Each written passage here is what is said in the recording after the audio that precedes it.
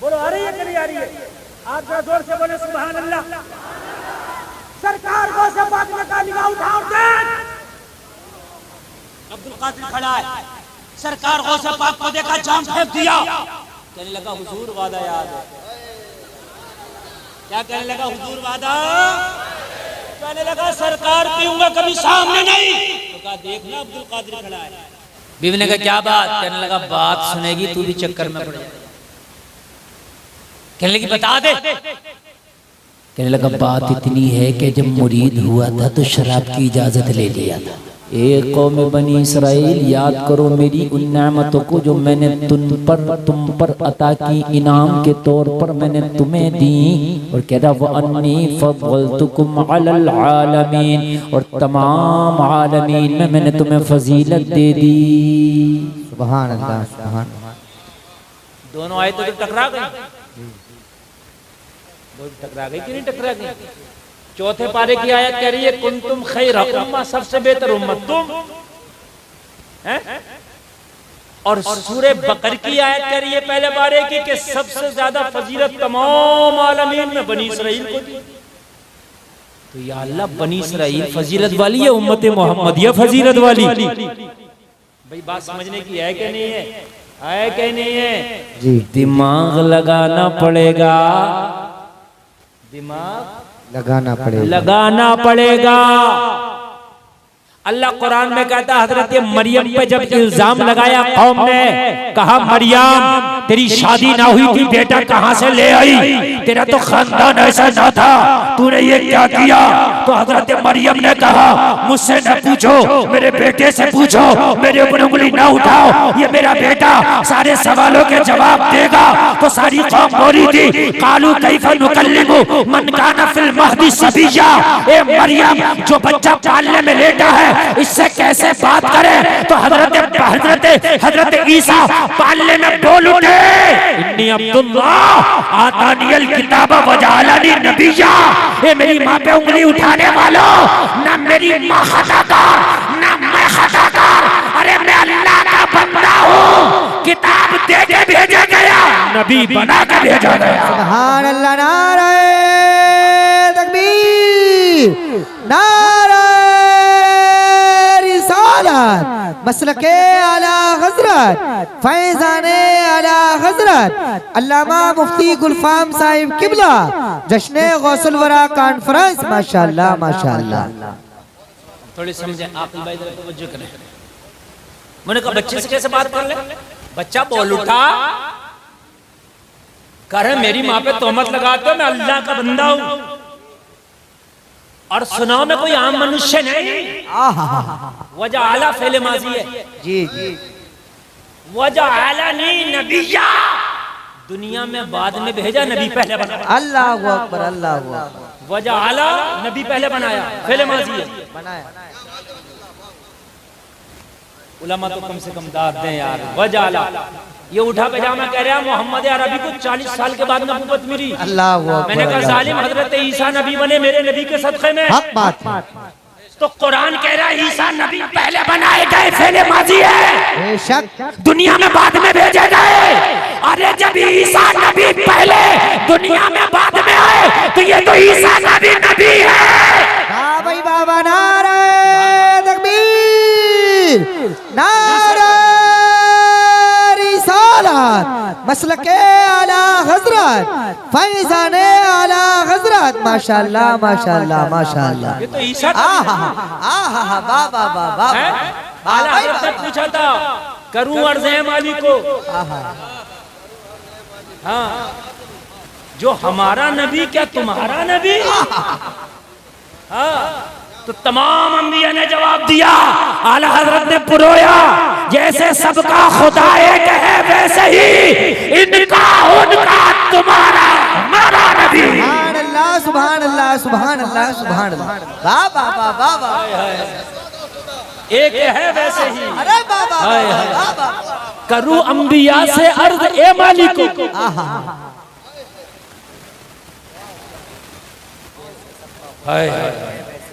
मैं अंबिया से पूछूं ये मालिक को कि जो हमारा नबी है वो तुम्हारा नबी भी है? तो अंबिया ने क्या जवाब दिया?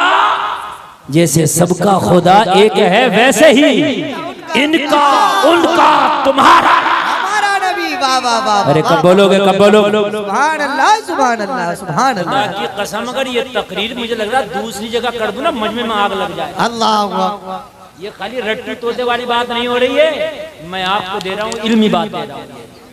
हाँ, जैसे सबका खुदा एक है वैसे ही इनका उनका तुम्हारा हमारा नबी। हमारा नबी। अरे नबियों का नबी अमीना का लाल है, तो ईसा के नबी पहले बनाया, दुनिया में बाद में भेजा। और तू कहता है मोहम्मद अरबी 40 साल के बाद नबूवत मिली, तो तू बकलोल है? बोलो है कि नहीं है बकलोल? है? बोलो है? तो हजरत ईसा माँ के ऊपर जो उंगली उठा रहे थे, आपने जवाब दे दिया। लेकिन रब तो वो है जो अपने बंदों को कभी तनहा नहीं छोड़ता। बेशक बेशक बेशक बेशक। ये हजरत मरियम के दामन को गंदा करना चाह रहे थे जी, दाग लगाना चाह रहे थे। तो पता अल्लाह ने क्या कहा? वत्तहरा की वस्तफा की अला निसाइल आलमीन। सुभान अल्लाह सुभान अल्लाह। कुरान की बात कर रहे हैं तो किस्सा कहानी नहीं सुना रहे। कहा मरियम टेंशन की बात नहीं है, वत्तहरा की हमने तुझे पाक किया है। ये क्या तुझे नापाक करेंगे? ये क्या दाग लगाएंगे तेरे दामन पे? ये कौम क्या तुझे रुस्वा करेगी? वत्तहरा की हमने तुझे पाक कर दिया, वस्तफा की अला निसाइल आलमीन, तमाम आलमीन की औरतों पर हमने तुझे चुन लिया। सुभान अल्लाह सुभान अल्लाह सुभान अल्लाह। चुन लिया, चुन लिया। अब पॉइंट की बात यह है जो मैं कहना चाहता हूँ, तमाम आलमीन की औरतों पर चुना। तो या अल्लाह हजरत फातिमा भी चुन, हजरत फातिमा भी तो आलम की औरतों में है, क्या उन पे भी तूने चुन लिया? हजरत आयशा और हजरत खदीजा भी तो इसी आलम की औरतों में है, क्या उनके ऊपर भी चुन लिया? बात फायदे की है कि नहीं? मैं समझ रहा हूँ तुम्हारे समझ में शायद कम नेटवर्क आ रहे होंगे, तुम्हें वाकई समझ में आता है, आ रही है ना? हाँ, तो इसलिए मैं आगे बढ़ रहा हूँ। अगर नहीं आगे बता दो, अगर आ रही हो तो थोड़ा सा मैं गुत्थी हल कर रहा हूँ। गुत्थी के आला हजरत को आला हजरत क्यों कहते हैं? मैं गुत्थी हल कर रहा हूँ, इसलिए मैं थोड़ा सा आपको बता रहा हूँ कुरान की आयत पढ़ पढ़ के, बाद में आगे बढ़ वाले ये देखो। और ये बेटे डंडा उल्टा भी चल जाएगा, डंडा लेके भाग रहा है, ये समझ रहे हैं आप? कभी कभी जो खाई खोता खुद ही गिर जाता जी। हाँ, तकरीर सुने आज आप लेके जाएं। आला हजरत को आला हजरत क्यों कहते हैं? या अल्लाह, इस आलम की औरतों में तो हजरत खदीजा भी है, हजरत फातिमा भी है तो क्या हजरत फातिमा पर भी चुना जी? क्या हजरत खदीजा पर भी चुना? तो उलमा जवाब देंगे, मालूम है क्या जवाब देंगे उलमा?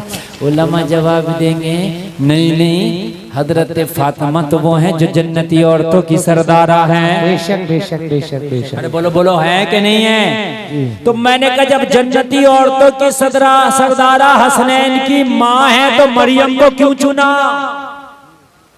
वो भी तमाम आलमीन की औरतों पर जी। क्यों?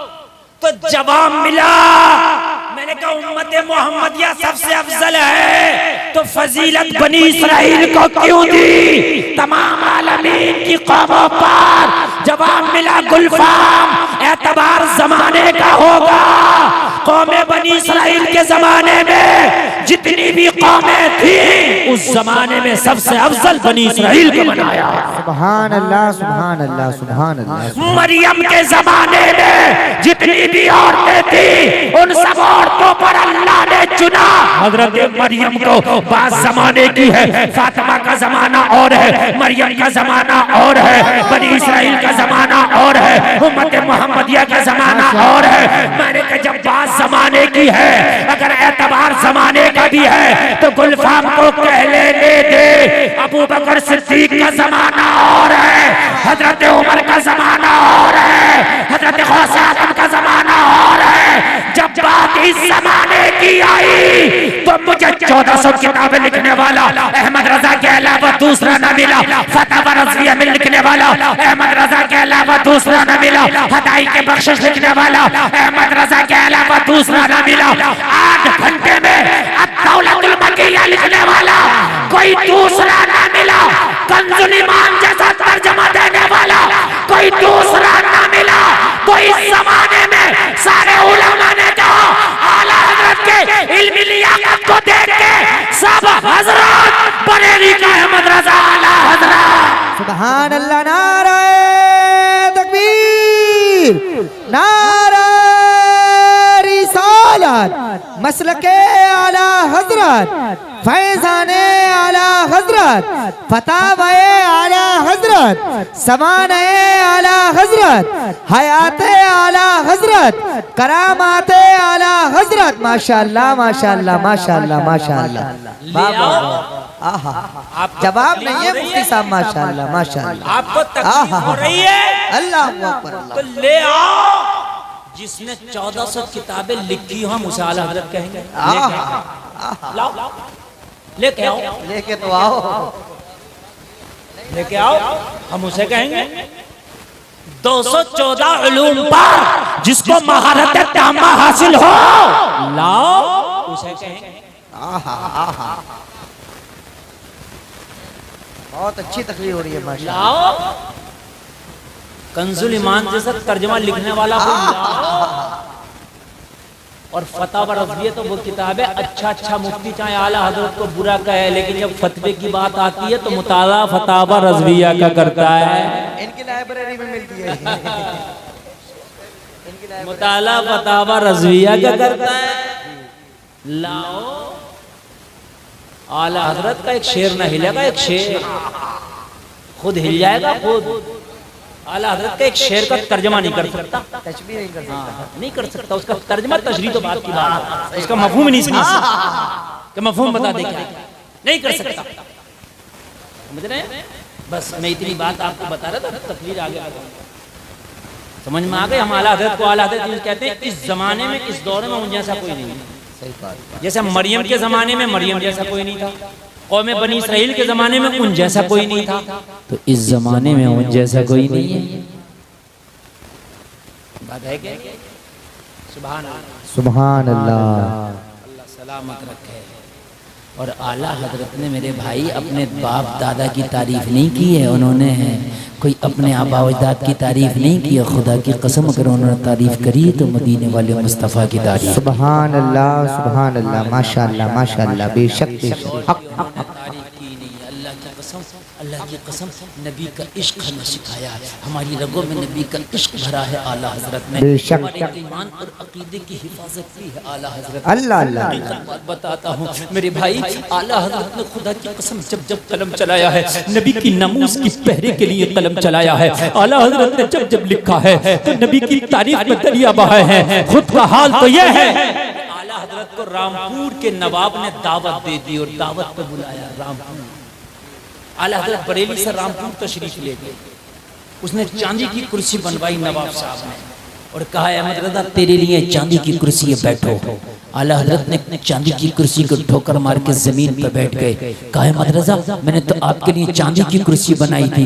आला हजरत ने फरमाया मेरी नबी की शरीयत में मर्दों के लिए चांदी और सोने का इस्तेमाल जायज नहीं है। अल्लाहु अकबर अल्लाहु अकबर अल्लाह। ये जो मर्द चांदी की और सोने की चैनें पहन के घूम रहे हैं, समझ रहे हैं आप? चांदी और सोने की चैनें पहन के घूम रहे हैं, चांदी के कड़े, चांदी की अंगूठियां पहन के घूम रहे हैं। पता नहीं चांदी की बहुत से तो क्या क्या पहन के घूम रहे हैं, और पता नहीं घूम क्यों रहे हैं। दिखाना चाहते हैं मालदार हो, तुमसे ज्यादा दौलत कंजड़ों पे, तुमसे ज्यादा दौलत उन पे जो ताली बजा बजा के बसों में रेलवे स्टेशन पे मांगते हैं।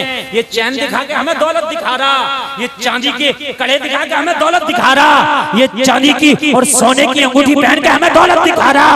अरे तेरे पास क्या दौलत है? तुझसे ज्यादा दौलत तो उन पर है, ताली बजा बजा के बसों में मांग। क्या दौलत है तेरे पास? है? अभी कल एक इमाम का मेरे पास फोन आया, कहने लगा हजरत एक मुखन्नस है। मुखन्नस जानते हैं आप? हजरत मुझे हज कराना चाहता है, क्या उसके पैसे से हज जायज़ है कि नहीं? मैंने कहा नहीं। अगर उसका वो वाला काम है जिस तरीके से वो नाच गा के मांगते हैं, उस तरीके से अगर उस काम से वो पैसा कमाया है तो उसके पैसे से आप हज नहीं कर सकते। हाँ, अगर कोई बिजनेस करके कमाया तो आप कर सकते हैं। लेकिन मैंने कहा यार, एक मुखन्नस मांगने वाले का दिल कितना होगा, इमाम को हज करना तैयार है, यहाँ तो इमाम का खून पीना तैयार है जी। ये कौम हकीकत बात है कि नहीं? ये कौम इमाम का खून पीने तैयार है, और एक मुखन्नस को यार अल्लाह ने कितना दिल दे दिया कि इमाम को हज कराने तैयार है। मेरे भाई, हंसने की नहीं, ये बात समझने की है यार। अगर तुम जुमे की नमाज पढ़ने जाते हो और जुमे की नमाज पढ़ने के बाद 100 रुपए का मुसाफा इमाम का कर दोगे तो गरीब नहीं हो जाओगे। सैकड़ों लोग आते हैं जुमा पढ़ने, अगर 50 लोग ने भी 100 रुपए का मुसाफा कर दिया तो इमाम का महीना 20,000 पे पहुंचेगा। लेकिन आप नहीं करोगे, इमाम पे नहीं चला जाएगा। इमाम मालदार हो गया तो बड़ी मुसीबत आ जाएगी। ये तो गरीब ही रहे तो सही, समझ रहे हैं आप? इमाम तो गरीब, अगर कुरान सुनाने में से नजराना मिल जाए तो कहता इमाम कितने मार दिए ना। मुझे बताइए, आतंकवादी है जो मारता फिर रहा है इमाम? मेरे भाइयों, मुझे बताएं आप, उसके कुर्ते पैजामे पे भी नजर है। अगर निकाह पढ़ा दिया तो कहते इमाम साहब आज तो लग गई। दिल यार, दिल तकलीफ होती है यार, हकीकत बात है यार। है? उसने कई महीनों में अगर निकाह पढ़ा दिया तो ना 1000 2000, सही बता रहा हूँ। अभी इमाम के निकाह के नजराने पे भी मुक्तदियों की नजर है, उस पे भी नजर है। इसमें हिस्सा कर ले, इसे भी छीन ले। और बहुत सी जगह हिस्सा हो रहा है कि वकीलों का भी तो है इसमें। है? तू कोर्ट का वकील है, कचहरी का वकील है, निकाह का वकील है। कोर्ट कचहरी के वकीलों को फीस दी जाती है भाई। इमाम को काजी समझ के उसने नजराना दे दिया, बात खत्म है, तेरा इमाम है। अगर उस पे भी नजर है, हिसाब लगा ले, इस महीने में 5 निकाह हुए, मजा आ गया इमाम को। मेरे भाई, तेरा इमाम है, इसके बच्चे खुशहाल रहेंगे, इसके बच्चे अच्छे रहेंगे, इमाम खुशहाल रहेगा तो कौम खुशहाल रहेगी। सुभान अल्लाह। सरकार गौसे आदम इतना कीमती लिबास पहनते थे, इतना कीमती लिबास पहनते थे कि उस वक्त का बादशाह भी नहीं पहनता था। अल्लाह अकबर। और ये इमाम नहीं बल्कि इमामों के इमाम है। सुभान अल्लाह। ये इमाम नमाजियों के नहीं बल्कि वलियों के इमाम है। सुभान अल्लाह। ये कुतुब अब्दाल के इमाम है। इतना कीमती लिबास पहनते, इतना कीमती कि उस वक्त का बादशाह नहीं पहनता। वो जलसे में आने वालों, उलमा की कदर करो, अपने इमामों की कदर करो। जलसे में आने वालों, अगर सरकार गौसे पाक से मोहब्बत करते हो तो सरकार गौसे पाक के मिशन से भी मोहब्बत करना होगी। अगर सरकार गौसे पाक से मोहब्बत करते हो तो ये उलमा सरकार गौसे पाक के नायब हैं, इनसे भी मोहब्बत करना होगी। गौसे पाक का रास्ता यही बताएंगे, गौसे पाक का रास्ता यही दिखाएंगे, गौसे पाक के रास्ते पे यही चलाएंगे। सरकार गौसे पाक के जलसे में आने वालों, तेरा गौस वो है। और एक बात और सुन लो, देने से कोई गरीब नहीं होता। ना ना, तुम गौस की 11वीं करो। मेरे रामपुर में कितने लोग रक्षा चलाते हैं, गौसे आजम की 11वीं करते, कहते हजरत पता ही नहीं चलता कि अल्लाह 11वीं के मौके पे कहाँ से हमें अता कर देता है। सुभान अल्लाह, सुभान अल्लाह, सुभान। पता नहीं कहाँ से अता कर देता है। ये है सरकार गौसे पाक की कमाल, ये है उनका करम। वो तो जब देते हैं तो झोली भरते, खाली छोड़ते ही नहीं। सुभान अल्लाह बोलो, सुभान अल्लाह। और जोर से बोल दो, सुभान अल्लाह। जब देते हैं तो झोली मुकम्मल भरते हैं, खाली छोड़ते ही नहीं। अब जरा सुने, अब जरा सुने, मेरी तकरीर शुरू हो गई, अब जरा सुने। मेरी माँ बहने में सुने, अब उठेगा कोई नहीं, जैसे उठना था उठ गया, अब तकरीर मुकम्मल शुरू। लोगों, जब देते हैं अता करते हैं मेरे गौस, तो ऐसा अता करते हैं, ऐसा अता करते हैं कि खाली छोड़ते नहीं। अगर वक्त का बादशाह भी हो तो हमने गौस की चौखट पे सर झुकाते देखा है। गौस आजम का बचपना है,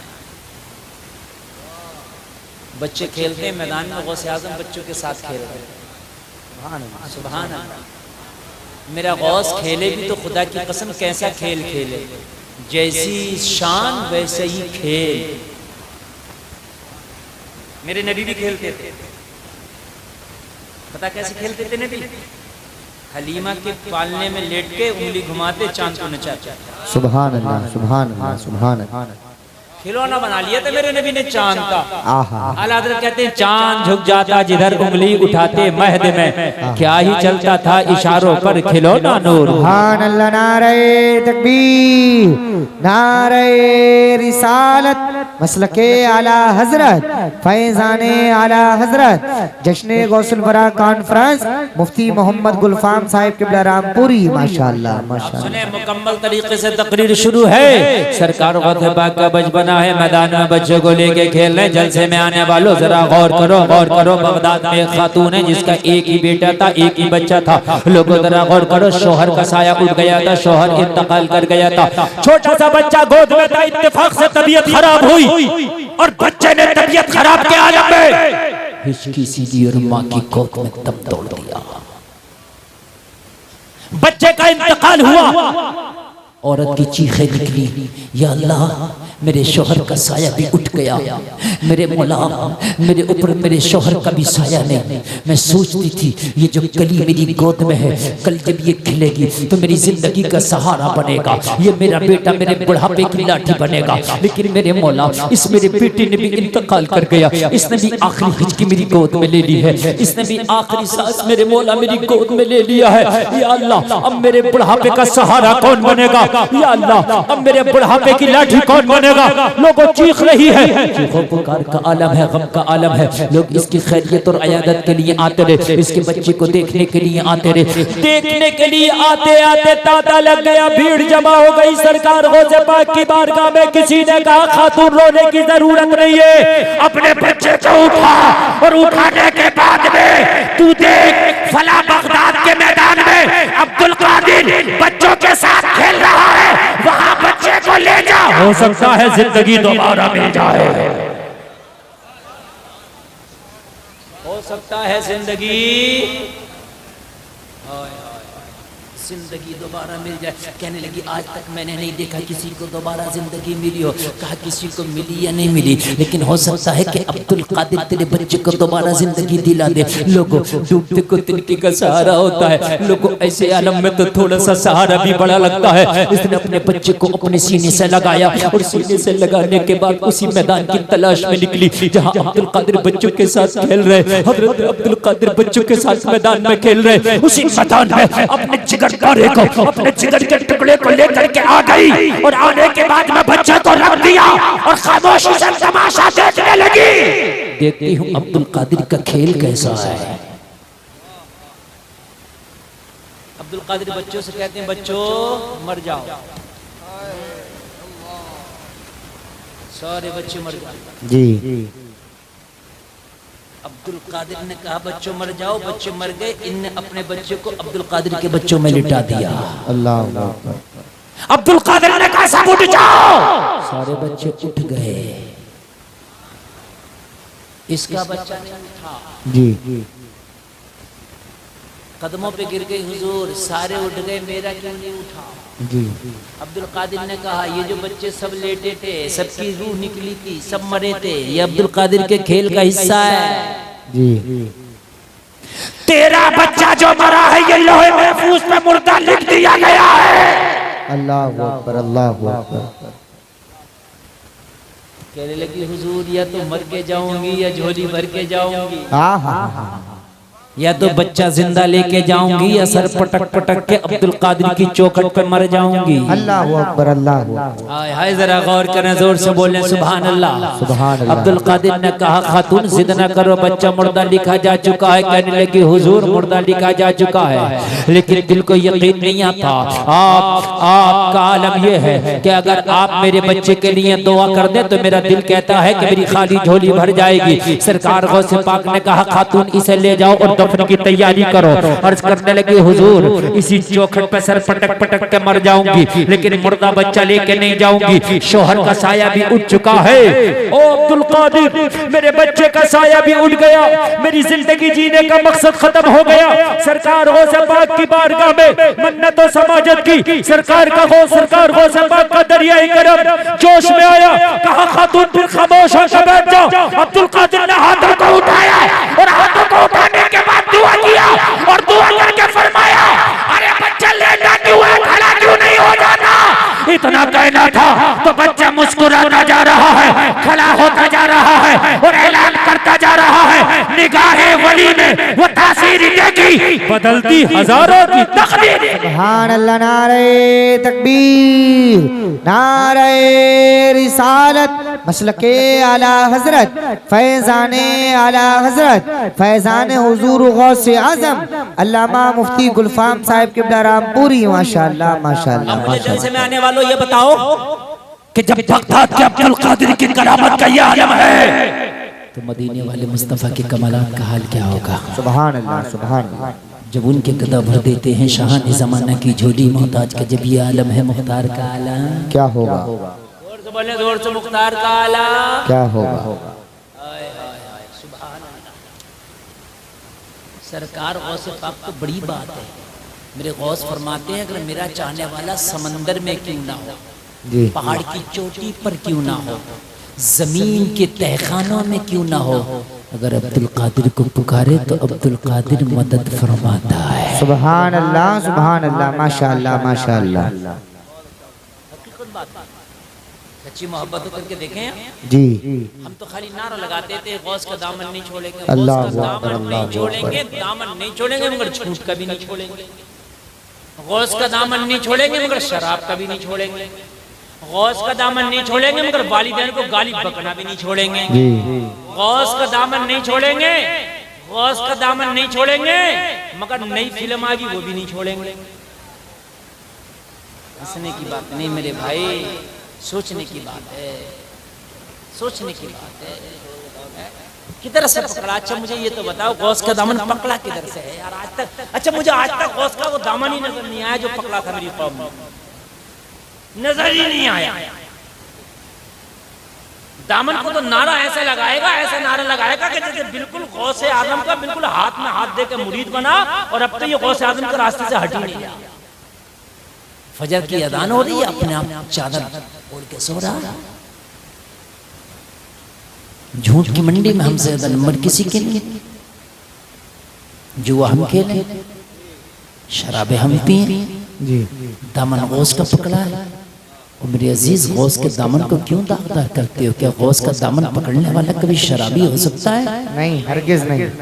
मुझे बताएं यार, हो सकता है?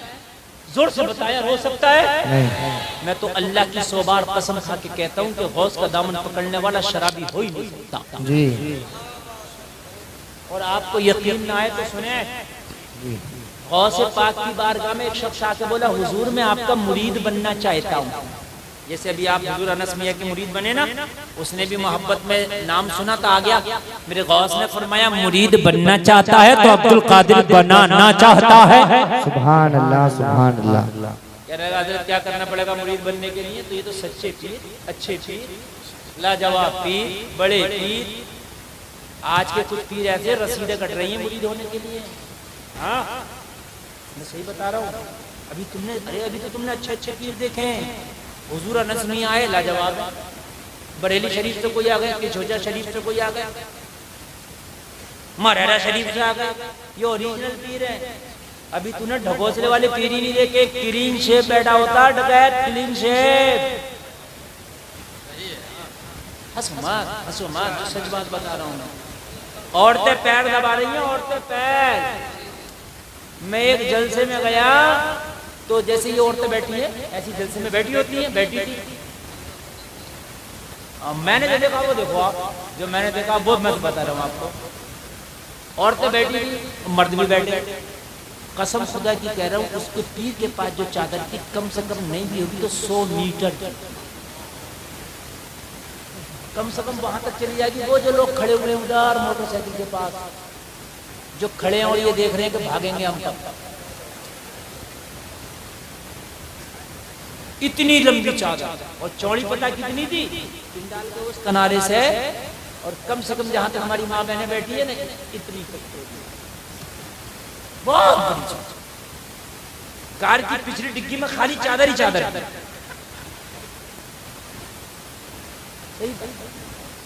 हाँ हकीकत बात है। अब मैं कहने लगा या अल्लाह, ये कोई बजाज आया क्या कपड़े लेके?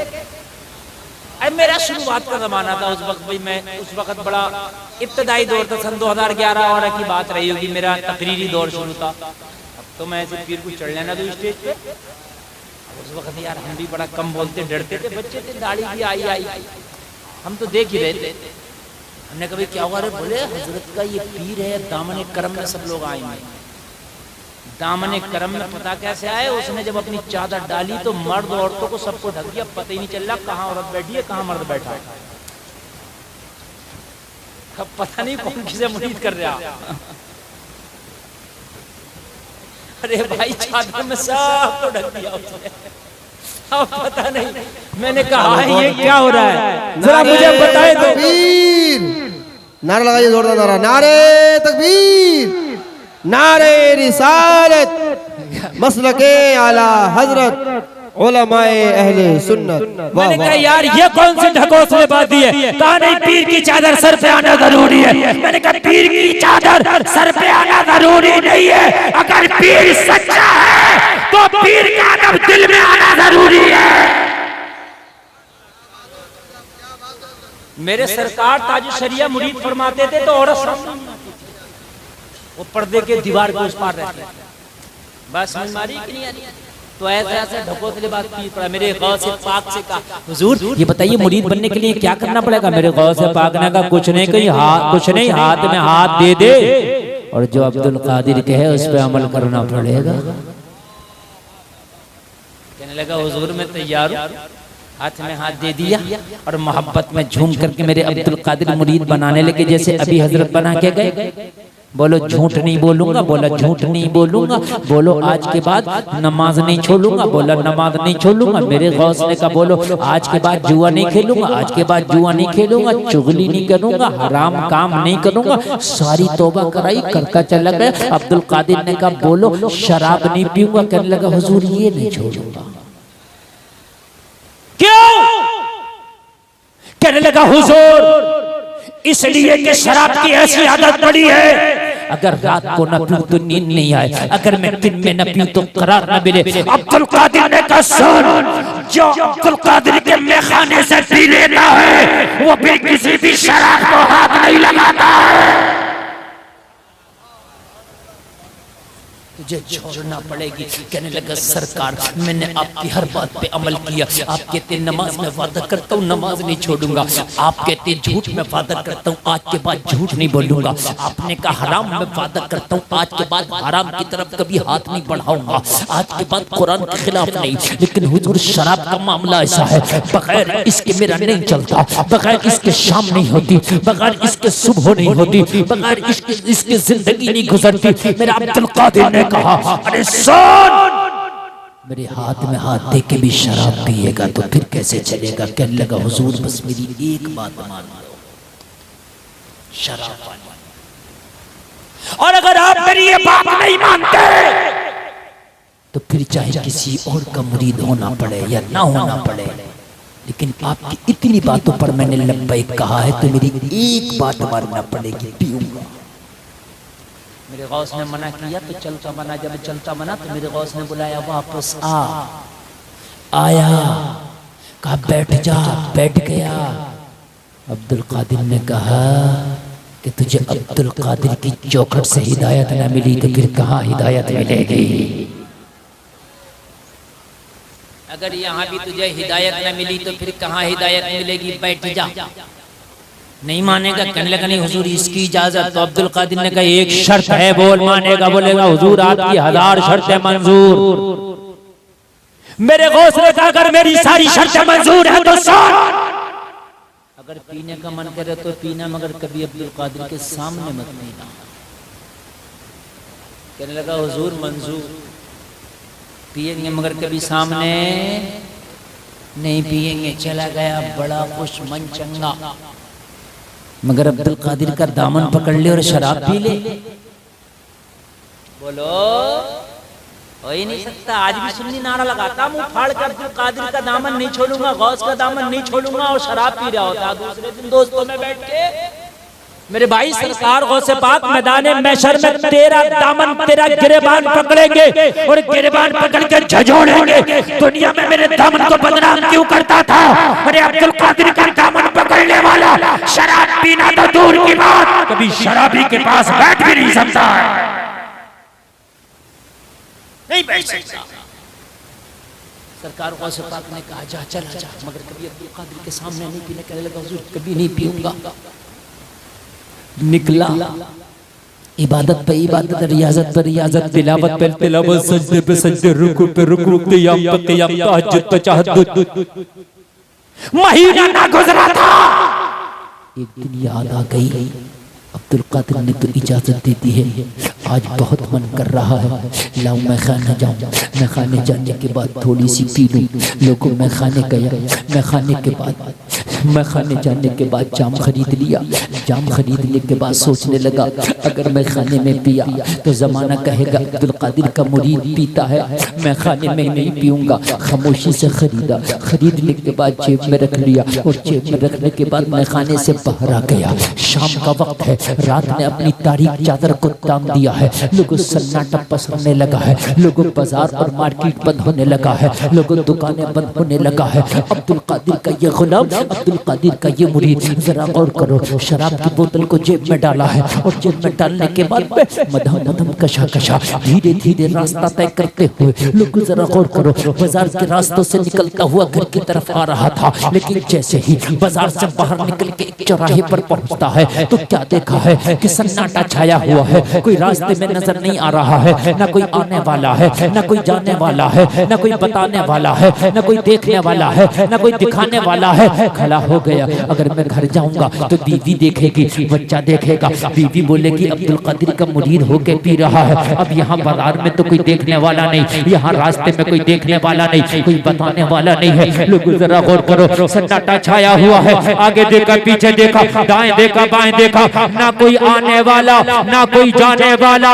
सोचने लगा अगर यही खड़े खड़े अपने दिल की लगी बुझा लूं, यही खड़े खड़े शराब का जाम उंडेल लूं, तो मेरे मन की प्यास भी बुझ जाएगी और कोई देख भी ना सकेगा। और अब्दुल कादिर तो अपनी खानकाह में है, उन्हें पता भी न चल सकेगा। शर्त ये थी कि कभी अब्दुल कादिर के सामने ना पीना। जलसे में आने वालों जरा गौर करो, इसने जाम उठाया और जाम उठा के मुंह को लगाया, अभी एक भी खतरा हलक के नीचे न गया था। आवाज आई मेरे गुलाम क्या वादा भूल गया? अरे निगाह उठा के देख, अब्दुल कादिर खड़ा है। वाह वाह वाह वाह, नारे तकबीर, नारे रिसालत, उलमाए अहले सुन्नत, हजरत अल्लामा। आप लोगों में से कोई नारा नहीं लगा सकता, खुदा की कसम इतनी दिल से तकरीर कर रहा हूँ मैं, बिल्कुल इन्होंने बिल्कुल फट कर दिया, मैं बिल्कुल खत्म कर दिया। मेरी गारंटी है इस मैप को कोई बोल नहीं सकता जिसमें मैं बोल रहा हूँ। ये आवाज बहुत खींच रहा है, और ये कंजूसी का सारा तमगा लेकर के बैठे। मैंने कहा थोड़ा बढ़ा दो, नहीं बढ़ा के दे रहे, इससे ज्यादा आवाज बगैर मैप के निकाल सकता हूं। आज मन किया मैं खाने गया, जाके मैंने सोचा सामने पीऊंगा, कोई देखेगा, मैं छिपा के ले आया, एक किनारे खड़े होके पीने लगा, पता नहीं अचानक पी आ गया। अब्दुल कादिर का चाहने वाला और हलक से शराब उतर जाए, कसम ऐसा नहीं हो सकता। फिर सरकार गौसे पाक का ये हुक्म और ये फरमान के मेरा चाहने वाला कहीं भी हो मेरी निगाह से ओझल नहीं रहता है, कैसे चलेगा? यहाँ नारा लगाएगा गौस का दामन नहीं छोड़ूंगा, वहां शादी में डीजा बजाकर डांस और भांगड़ा करेगा। सही बता रहा हूँ भाई, अब्दुल कादिर का दामन पकड़ने वाला भांगड़ा हो ही नहीं सकता। क्या तुम भूल गए नबी की सुन्नत को? मेरे नबी ने जब अपनी बेटी फातिमा की शादी की तो अली से पूछा, अली कुछ है? अर्ज़ किया रसूल अल्लाह, अली के पास तो कुछ नहीं है, हाथ खाली है। अपनी बेटियों की शादी करने वालों, अपने भाइयों की अपनी शादी करने वालों, शादी में भांगड़े और हरामकारियां करने वालों, कान खोल करके सुनो। नबी ने फरमाया अली फातिमा का निकाह होने वाला है, पास में क्या है? अर्ज़ किया रसूलुल्लाह, अली के पास तो अपना घर भी नहीं है या रसूलुल्लाह। अली के पास तो इतनी भी दौलत और रकम नहीं कि फातिमा का महर अदा करे। जरा गौर करो यार, हम जब शादी करते तो देखते जहेज कितना मिलेगा, हम जब शादी करते तो देखते लड़की अमीर कितनी है, हम जब शादी करते तो देखते कि इसके बाप का कारोबार कैसा है। अरे सुन, जब मौला अली ने शादी की और मेरे नबी ने अपनी बेटी की मौला अली से निकाह किया तो हालात क्या थे जरा सुन लो।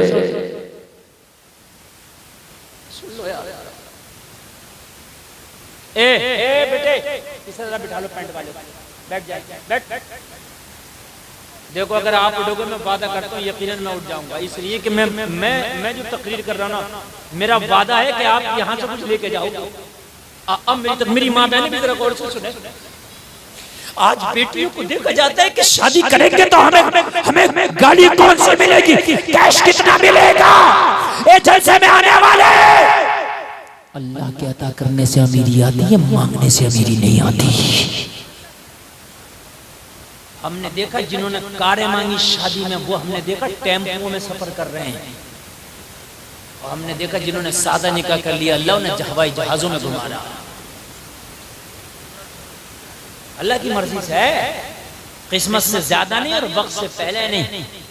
हम टॉर्चर कर रहे हैं, गरीबों की बच्चियां घरों में बैठी हैं, उनके बाप पे नहीं है 5-10 लाख रुपए जो अपनी बेटी का निकाह कर सकें, और हम दांत चाड़ के दांत लगा के बैठे हैं। शादी होगी तो फर्नीचर मिलेगा, शादी होगी वॉशिंग मशीन मिलेगा, हमें शादी होगी फ्रिज और कूलर मिलेगा, शादी होगी कार मिलेगा, बाइक मिलेगी। और जलसे में आने वालों ये सोच कि शादी होगी, दुल्हन के पैर घर में आएंगे तो अल्लाह की बरकतें मिलेगी।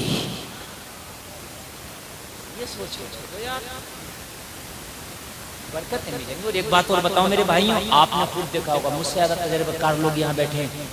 कभी कभी ऐसा होता कि बाप ने अपनी बेटी को गरीब घर में डाला, शादी क्या की, अल्लाह ने उस घर को भर दिया। हो सकता है दुल्हन के पैर तुम्हारे लिए मुबारक हो जाएं, बरकत वाले हो जाएं। हो सकता है, बोलो हो सकता है कि नहीं हो सकता है? हो सकता है। तो हम मालदार ना देखो बल्कि दीनदार देखो। क्या देखो? दीनदार। और शादियों में कोई भी पटाखा नहीं, कोई भी आतिशबाजी नहीं, कोई भी डीजे नहीं, कोई भी हल्ला नहीं, कोई भी नाच नहीं, कोई भी गाना नहीं। इसलिए कि तेरी शादी में अगर हरामकारी होगी तो जो तेरे बच्चे पैदा होंगे वो तेरे बच्चे कोई नेक पैदा नहीं होंगे। जैसी तेरी शादी वैसी तेरी औलाद। शादी में तू नाचेगा और बुढ़ापे में तेरा बच्चे तुझे नचाएगा। इसलिए खबरदार, शादी सुन्नत रसूल के मुताबिक होना चाहिए। अगर दोस्त कहते हैं कि हम डीजा भांगड़ा करेंगे तो कहो अपने घर में जाके करो, मेरी शादी को खराब ना करो। नबी ने फरमाया अली फातिमा का निकाह होने वाला है, क्या है तुम्हारे पास? अर्ज़ किया आका कुछ नहीं। आका का अल्लाह का हुक्म है, फातिमा और अली तुम्हारा रिश्ता ये अल्लाह की तरफ से इशारा है, कुछ नहीं। मेरे नबी ने फरमाया अली तो अपना जो ज़िरा है वो बेच दो। ज़िरा जानते हैं जिसको पहन करके जंग लड़ी जाती है। हजरत अली बाजार के अपना ज़िरा बेच दिया। नबी की बारगाह में लाके रकम दी। अर्ज़ की आका ज़िरा से ये रकम मिली है।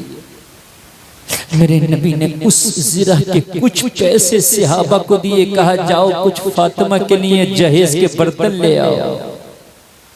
सुभान अल्लाह, सुभान अल्लाह। वो मिट्टी के बर्तन, वो तस्बीह, वो मुसल्ला, ये जहेज था।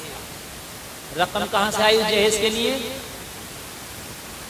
ज़िरा बेच के। ज़िरा किसकी थी जरा बताओ यार? गोया के दूल्हा की ज़िरा थी। तो तुम्हें अगर लड़की वालों से जहेज लेने का शौक है तो पैसे भिजा दो पहले, जैसे मौला अली ने भिजाए थे। सुन्नत तो ये है, भिजा दो पैसे और कह दो ये 10 लाख रुपए हैं लड़की के बाप, मुझे 10 लाख वाली कार निकाल दो, अली की सुन्नत अदा कर रहा।